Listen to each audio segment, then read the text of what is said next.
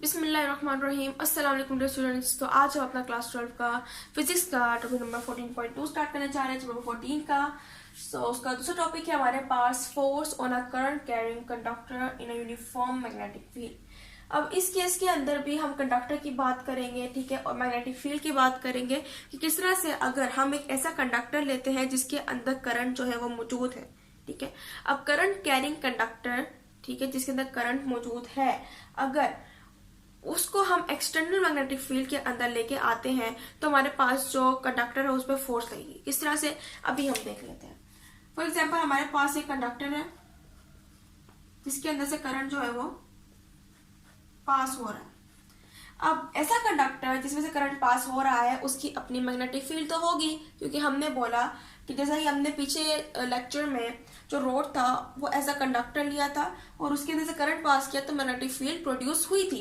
अब इसके अंदर भी क्या होगी, ये क्या करेगा, प्रोड्यूस कर देगा मैग्नेटिक फील्ड, इसकी अपनी मैग्नेटिक फील्ड होगी। लेकिन जो एक्सटर्नल मैग्नेटिक फील्ड की जो हम बात करते हैं कि कोई बैरूनी एक्सटर्नल फील्ड है। अब हम क्या करेंगे कि एक करंट कैरिंग कंडक्टर जो है जिसमें मैग्नेटिक फील्ड प्रोड्यूस हुई है वो किसी और बाहर की एक्सटर्नल मैग्नेटिक फील्ड है उसके अंदर रखेंगे। अब क्या होगा कि ये दोनों मैग्नेटिक फील्ड जो है एक दूसरे को इंटरेक्ट करना शुरू करेंगी, एक दूसरे के ऊपर फोर्स लगाएंगी, ठीक है ना, इंटरेक्ट करेंगी, इसी वजह से कंडक्टर पे भी फोर्स लगेगी। तो यानी कि हमारे पास फोर्स जो है क्या होगी, प्रोड्यूस होगी। अब इसी फोर्स को हमने क्या करना है, फाइंड करना है कि फोर्स होना current carrying conductor in a uniform magnetic field, कि मैग्नेटिक फील्ड तो हमारे पास एक जैसी होंगी, ठीक है, लेकिन हमारे पास कंडक्टर जो है उसके ऊपर फोर्स लग रही हो। अब इसके लिए भी हम अपार्चस लेंगे एक, इसके लिए हमें एक रॉड चाहिए, ठीक है, नंबर 1 पे। इसके अलावा हमें रेल्स चाहिए, कॉपर की बनी हुई रेल्स, कॉपर रेल्स जिसके ऊपर हमारा रोड जो है क्या करेगा, मूव करे, ठीक है। और इसके अलावा सोर्स ऑफ करंट जिसके जरिए से हम करंट को प्रोड्यूस करेंगे, ठीक है। अब ये चीजें हमें क्या है, चाहिए। अब आज जैसा हम बनाए कि फॉर एग्जांपल हमारे पास ये रेल्स है, कॉपर्स की रेल्स है,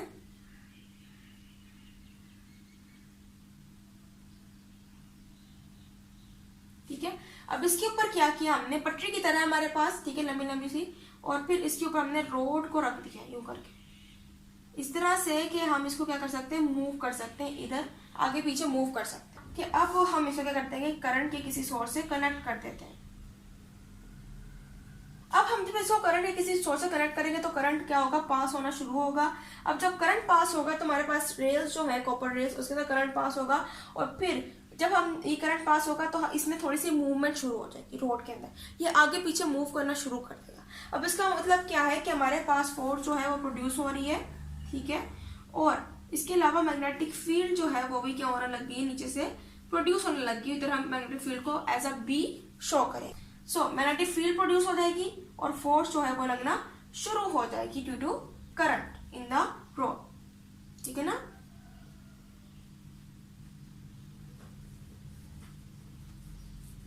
अब ये बात इसमें नोट करने वाली है कि हमारे पास जो फोर्स होगी वो हमेशा मैग्नेटिक फील्ड के और रोड के क्या होगी, राइट एंगल पे होगी, ठीक है, 90 डिग्री के एंगल पे मौजूद होगी। जिस तरह कि हमारे पास ये रोड है, ये उसके भी 90 डिग्री के एंगल पे, और ये हमारे पास मैग्नेटिक फील्ड है उसके भी 90 डिग्री के एंगल पे क्या होगी, मौजूद होगी। सो इधर हमारे पास फोर्स जो है उसको हमने फाइंड करना है।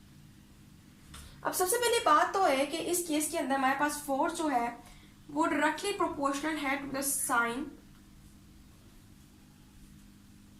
ठीक है। साइन अल्फा की क्यों हमारे पास ये डायरेक्टली प्रोपोर्शनल है, क्योंकि हमारे पास अल्फा जो है वो एंगल है विच इज 90 डिग्री। इधर हमारे पास क्या है, एंगल 90 डिग्री है, और ये हमारे पास साइन जो है जिसको हम पता है, हमें जिसको हम बोलते हैं परपेंडिकुलर,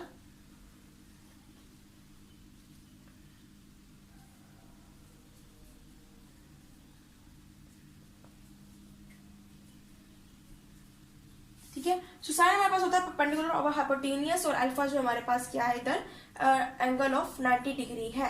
सो हम कहते हैं कि फोर्स हमारे पास क्या है, directly proportional to the sine alpha. अब नोट करने वाली मेन बात यह है कि हमारे पास अगर फॉर एग्जांपल मैं रोड को क्या करूं, यूं पैरेलल रख देती हूँ, ठीक है। अब इस केस के अंदर क्या होगा कि इसमें जो फोर्स लगेगी वो क्या होगी, जीरो होगी, ठीक है, क्योंकि हमें पता है कि जब एक चीज पैरेलल जा रही है उसके ऊपर कोई भी जो फोर्स है वो क्या होती है, अप्लाई नहीं होती है, उसके ऊपर कोई भी एंगल ऐसा नहीं बनता है। ठीक है, इसके अलावा अगर इधर में इस तरह से मैंने बोला है कि इधर मैंने परपेंडिकुलर रखा हुआ है जो हमारे पास रोड है उसको, अब इधर मैंने क्या किया हुआ है, इसको परपेंडिकुलर रखा हुआ है, मीन्स के राइट एंगल पे रखा हुआ है, इधर हमारे पास इधर फोर्स जो क्या होगी, मैक्सिमम होगी।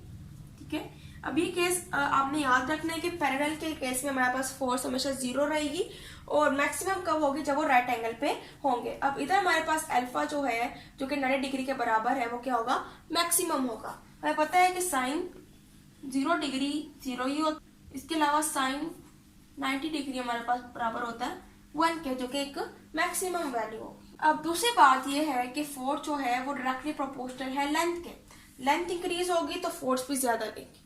जैसा कि हमारे पास लेंथ है किसके दरमियान की, दोनों रेल्स के दरमियान की, इतनी लेंथ है। अब जितनी लेंथ अगर हम बढ़ा देते हैं तो फोर्स भी उतनी ज्यादा क्या होगी, प्रोड्यूस होगी। इसके अलावा फोर्स डायरेक्टली प्रोपोर्शनल है टू द करंट, यानी जितना ज्यादा करंट होगा फोर्स उतनी ज्यादा प्रोड्यूस होगी। इसके अलावा फोर्स क्या है, ऑल्सो डायरेक्टली प्रोपोर्शनल है to the B which is magnetic field, यानी कि फोर्स ज्यादा होगी तो मैग्नेटिक फील्ड भी ज्यादा होगी। सो ये हमारे पास क्या आ गए, 4 केसेस आ गए जिसके अंदर फोर्स जो है directly proportional to the sine alpha, angle के लेंथ के, यानी लेंथ इंक्रीज हो रही है तो फोर्स भी इंक्रीज हो रही है, करंट इंक्रीज हो रहा है तो फोर्स, इसके अलावा मैग्नेटिक फील्ड भी इंक्रीज होगी जब फोर्स इंक्रीज होगी। ठीक है, कि हमारे पास फोर्स जो है वो डायरेक्टली प्रोपोर्शनल है to the sine alpha, length, current and magnetic field. ठीक है, अब हम इस डायरेक्टली प्रोपोर्शनल की जगह हम क्या करेंगे, प्रोपोर्शनलिटी का साइन लगाएंगे विच इज के, और इधर हमारे पास के की वैल्यू क्या होगी, 1 होगी। Sine alpha, magnetic field, current, या फिर हमारे पास है लेंथ। ठीक है, कोई मसला नहीं है अगर आप इसकी जो पोजीशन है वो चेंज कर देते। ठीक है, आप इसको बिल के नेम से भी याद रख सकते हैं। बी मैग्नेटिक फील्ड है, आई करंट है, एल लेंथ है। ठीक है, अब हम कह रहे हैं कि हमारे पास जो प्रोपोर्शनलिटी है ऐसा यूनिट्स के अंदर वो क्या होती है, उसकी वैल्यू होती है 1। अब 1 की कोई वैल्यू तो होती नहीं हमारी नजर में। ठीक है ना, तो हम क्या करते हैं, के को हटा देते हैं। एफ इज इक्वल टू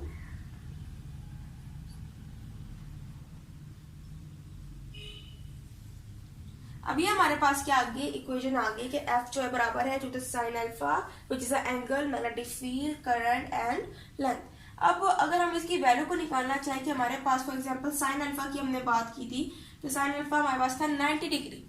ठीक है, अब 90 डिग्री था, अब साइन अल्फा 90 डिग्री था, मीन्स के साइन 90 डिग्री किसके बराबर है, 1 के, हमने कहा था। ठीक है, अब यानी कि साइन अल्फा किसके बराबर हो गया, 1 के बराबर हो गया।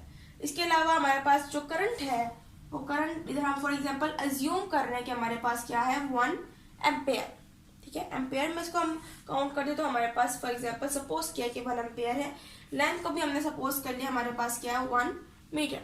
अब इन सब की वैल्यू क्या होगी, 1 होगी। हम क्या कर सकते हैं, इन सबको हटा सकते हैं और आखिर में जो हमारे पास बचेगा वो क्या होगा, बी, यानी कि हमारे पास फोर्स जो है वो बराबर है मैग्नेटिक फील्ड के। सो ये था आज का हमारा टॉपिक।